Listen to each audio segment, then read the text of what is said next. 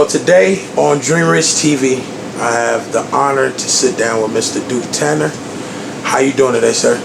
I'm blessed and highly favored, Give all the praise and glory to God, sir. That's what's up, man. So I'm gonna be honest with you. Ever since I was a kid, I've known about you, but I've never known who you were. Right. You was always like a myth, the legend. You know what I mean? To me. But after doing my research on you, I became a fan of you, and I got so many questions. You know what I mean? So basically, introduce yourself, man. Who are you? Where you come from? Where did it start? Well, man, my real name is Charles Tanner. Everybody call me Duke. My boxing name was Duke I Got Next Tanner. I was 19-0 with 11 knockouts. 2004, I was arrested for 5 kilos or more of cocaine, which I was guilty of, but I went to trial, exercised my constitutional rights, and I was given 2 life sentences. In 2016, January, the life sentences came off based off the 782 amendment, the drug -2, and I was reduced from 2 life sentences to 30 years. And that same year, I got denied clemency, but October 21st, 2020, I was given a great gift by President Donald Trump, and I was released from federal custody, and I had 10 years hanging over my head. Damn. So how old was you when it was 19-0? How old were you? I was 24 years old when I got arrested, and when I got the 24? The life sentence, yeah. I was 24 years old. 2004. So you was 24 with 19-0, 11 knockouts. Right. Were those professional fights or yeah, that amateur? was all professional fights. My amateur record was like 96-10. I've been boxing since I was 8 years old. I was actually at a gym when I was 6 years old, but I had my first. You can't actually have a fight until you turn 8. So I had my first fight when I was 8 years old. I turned pro straight out of high school at 18 years old. Representing Genesis Center. Which we going back to real soon. Yeah. So is that where you got the training from? The Genesis Center? Is that like the first gym you went in? No, the actually first gym that I started. My dad used to box, but my brother was boxing at Westside Boxing Gym with the legendary William Murphy. He was the guy that trained me. I was actually his last student. To me, he was one of the best coaches in the world. He gave me all the tools to boxing, and that's why I started at. I ventured over to the Power Boxing Club because Bill Murphy closed the gym down or whatnot at Westside, and I took off my career from there. I had went back with Bill, but he ended up passing away in my pro career, and I hooked up with Stan Johnson out of Milwaukee, Wisconsin, and Donnie and John Taylor. These are trainers. Those was my coaches when I got arrested. Yeah. Okay, because I was gonna ask you. A lot of fighters start at a younger age, and I was gonna ask you, did the same trainer go through that whole process with you? It'd be best, because Mr. they Murray. know you. Like I tell most fighters, you learn your basics at the beginning. So whatever you learn at the beginning, when you get hurt, when you get tired, that's what you turn back to. So if you don't have the basics, the original basics right, it's bad.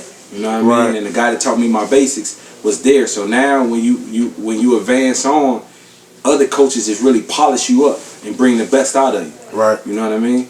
So you started boxing at 6. Right. Where did that come?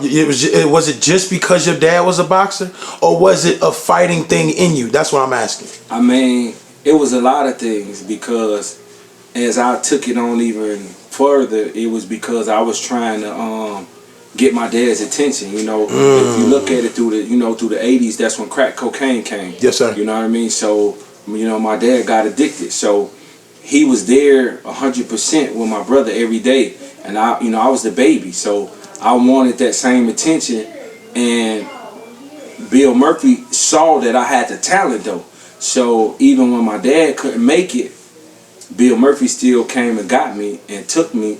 But my fight was to make him come and break away and spend more time with me. That was the ingredients, just to get Pops to pay attention. That was the chase. Dang. You know what I'm saying? Yes, and then sir. I fell in love with it at that too. You know what I mean? Yeah. And as it went on, my boxing for real cleaned my father up as it went on. Yeah. That's a beautiful thing. Yeah. So what do you think, coming from amateur to professional, what was your strongest skill set? Like, what was the strongest skills that you had? What was your weakest skills going to the professional? As you know, everybody know their own weaknesses. Right. So what did you have to really encourage on or overwork to get better going into the professional realm? See, with me, to be honest, it was a total complete opposite. I lost a couple of amateur fights that I shouldn't have lost. But me coming up, I always worked out with everybody. I worked out with the pros. So I had a more relaxed style. I work in the body. But in amateur, you're not fighting 10 rounds, 6 rounds. You got to go in there 3 rounds and get it over with. So fights, when I'm just getting loose in the 3rd round, the fight over with. So I can lost it on points. Coming in the pros, I could take my time. I like to work the body. You know what I mean? And that was my style of fighting. And so now in the pros, I'm working the body. I'm going 6, 7, 8 rounds. I'm taking it from these guys. So now I'm able to keep turning it up. Yeah. So that was the difference with me. So it was actually the opposite. So in the pros, it was better for me. Yeah, because you can more. It's more your speed. You can settle in. I can settle down and I can keep turning it up. That's you know dope. what I mean? And as the rounds got longer, you know, I got better. What's the difference? What's the difference in amateur and professional? Because you had 97 amateur fights. Yeah. And I'm sure that was some.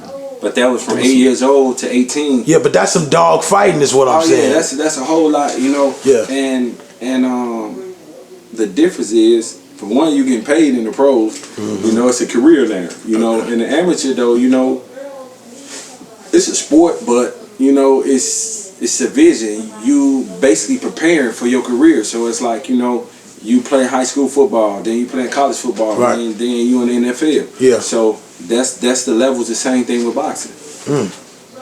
Okay. Influences. What made you put on the gloves? Like, what boxers influenced you along the way? Roy Jones was a favorite fighter. I had my first fight when I remember when he lost in the Olympics and they cheated him in 1988.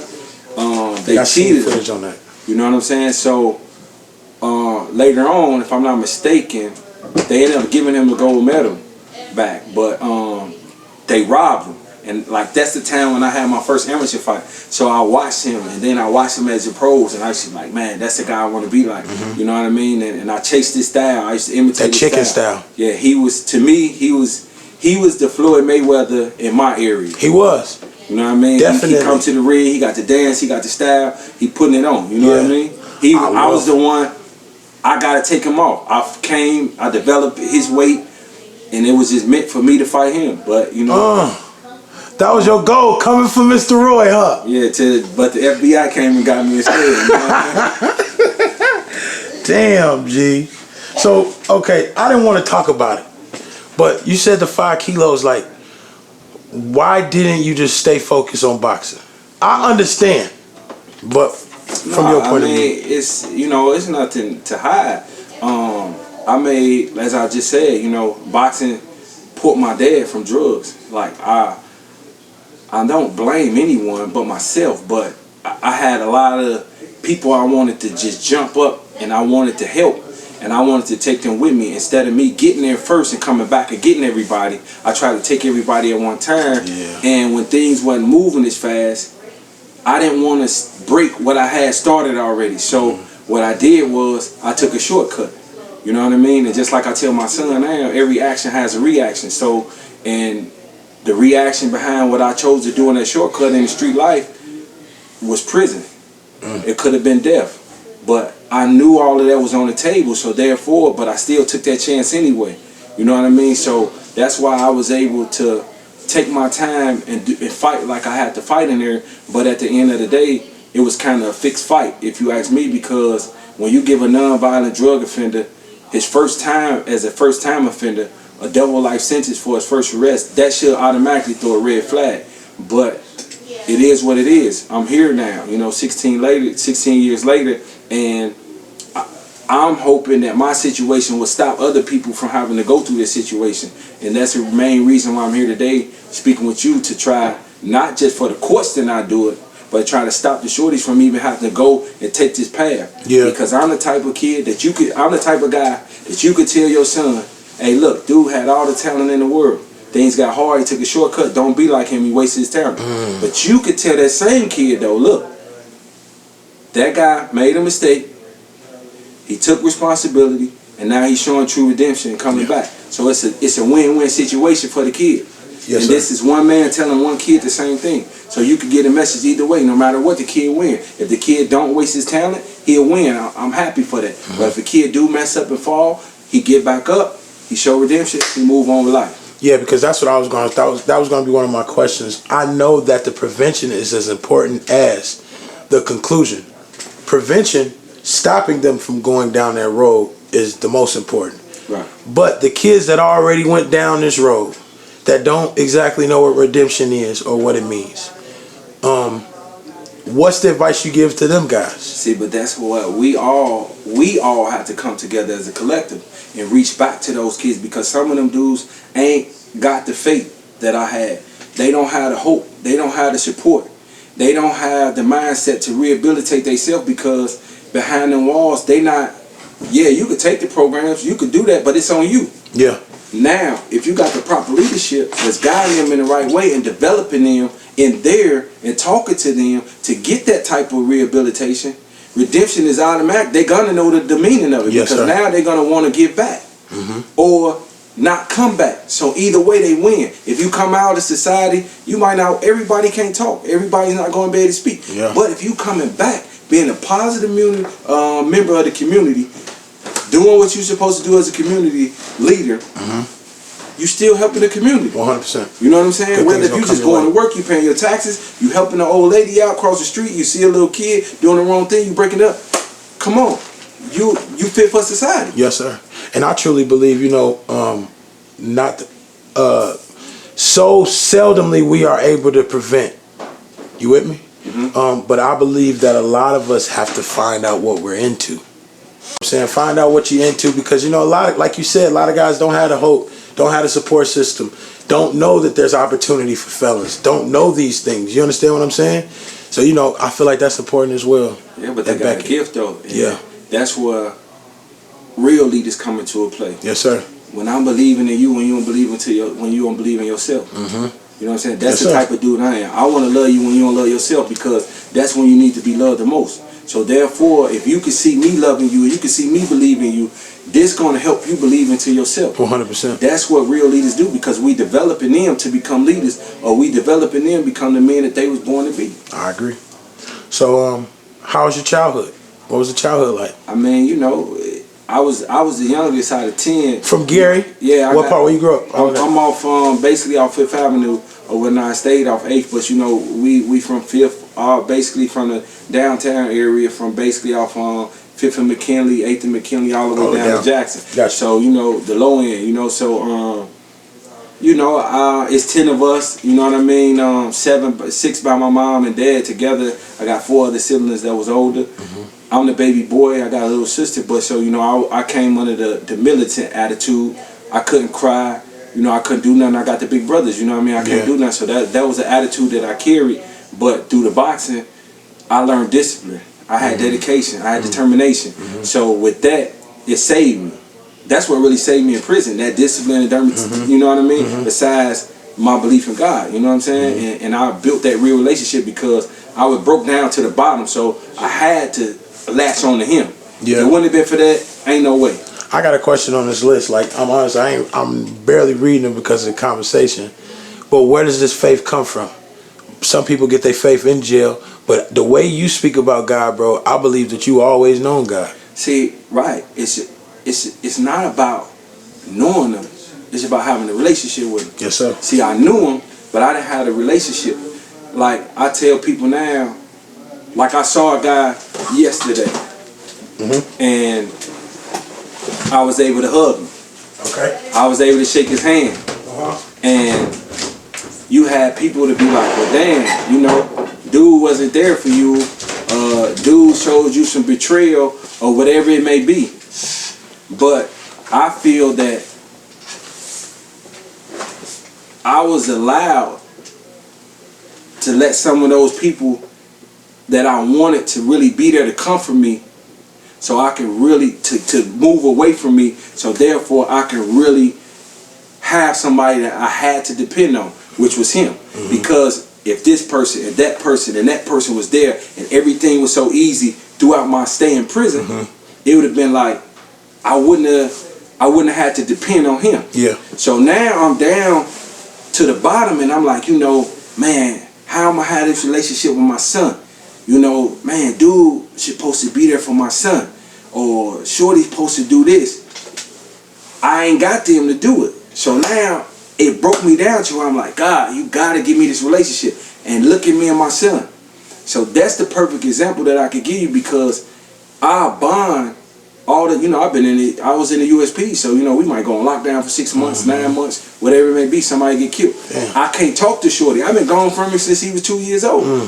I had a lady tell me that when she saw me and my son embrace, that she wished her son had that relationship with her husband, and her husband is a good husband, and he's there, and she feel that they don't even have a relationship that me and my son had, and I've been away for 16 years.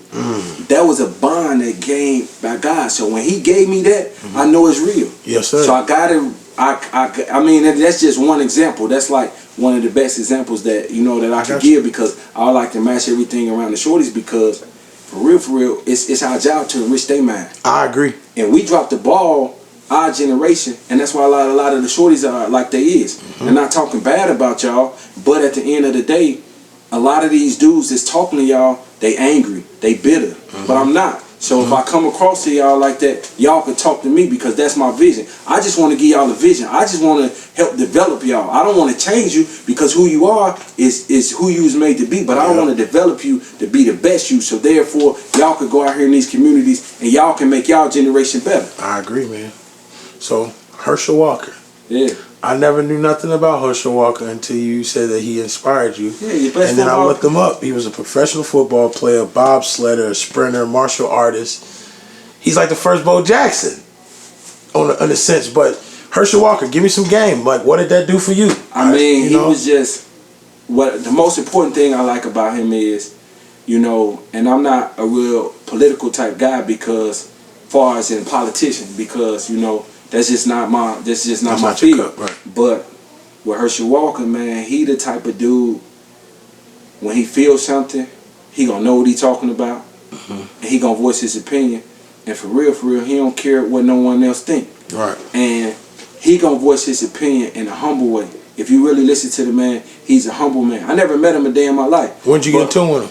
He was a football player, so it's me coming up. I didn't know that he played. But since I've been in prison, I would hear him talk on different things on Fox News or on different broadcasts, and I just like his humble approach. He don't have to be with the rah-rah to get his point across. Yeah. And he said something even not too long ago. I heard him say something to where they asked him, like, on the Trump situation, this, that, and the other. You know how that go with the backlash. He said, "No, I just educate brothers. Now, they take it if they want to take it. Right. If they don't, they don't.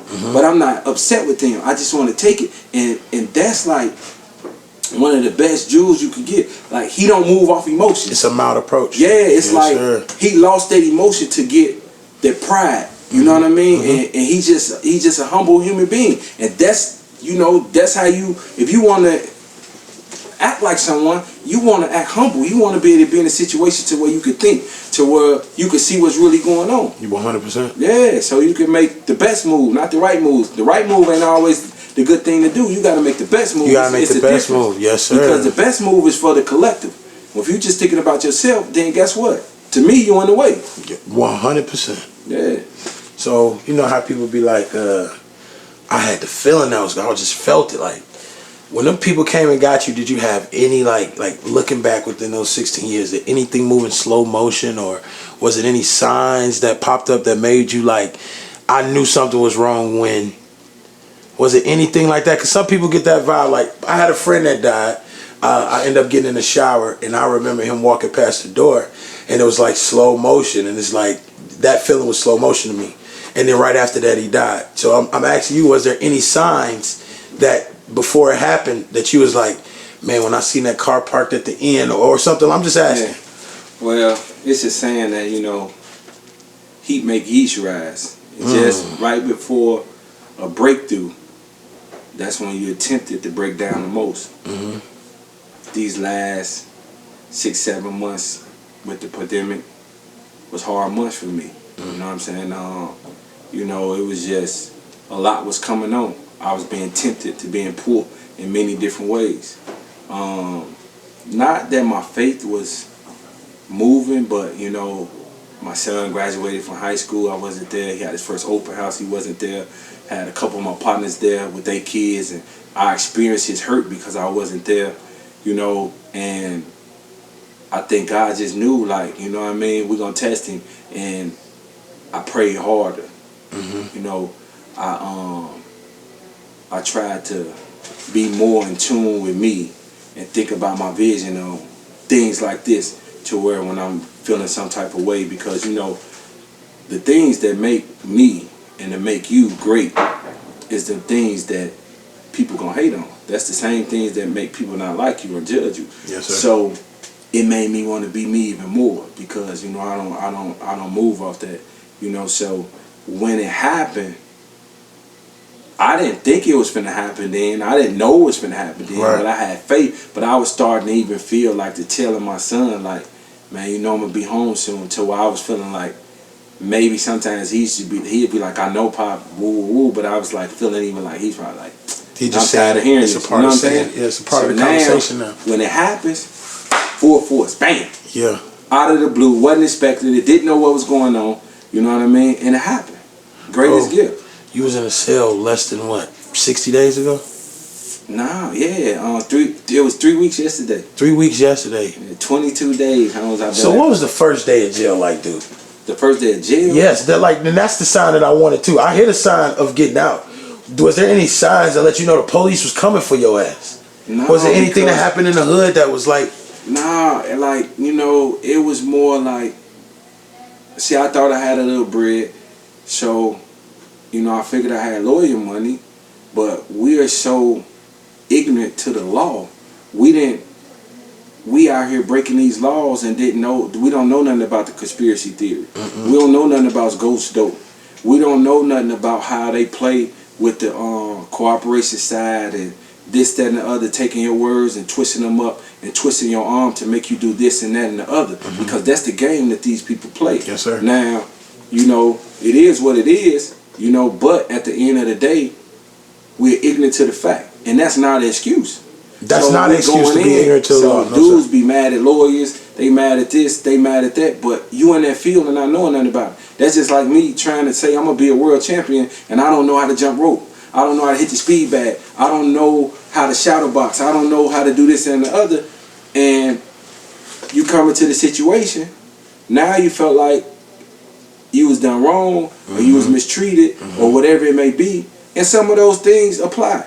Yeah. So I thought I would be all right. I never thought on earth that I would be facing a life sentence. Right. You know what I mean? And I knew prison could be a part of it because I broke the law. Yeah. I'm a man, I'm going to take it. Yes, sir. You know what I mean? And that's just what it was, you know? So, but when they come with that, because, you know, it's certain laws that, in these things that I'm trying to fight, it's certain things that they just shouldn't be able to do. This should be unconstitutional, man. Yeah, 100%. You know what I mean? 100%. Like, come on, man. Like, you know, it's just crazy. And that's why I want to speak about sentencing reform, because I just spoke in Miami with Ben Carson and some things with the second chance, you know. Yeah. And I gave them idea of some actually things that I was going through this month. I'm thinking, I'm writing things down, and I use a medical phase about it. So I say, if you got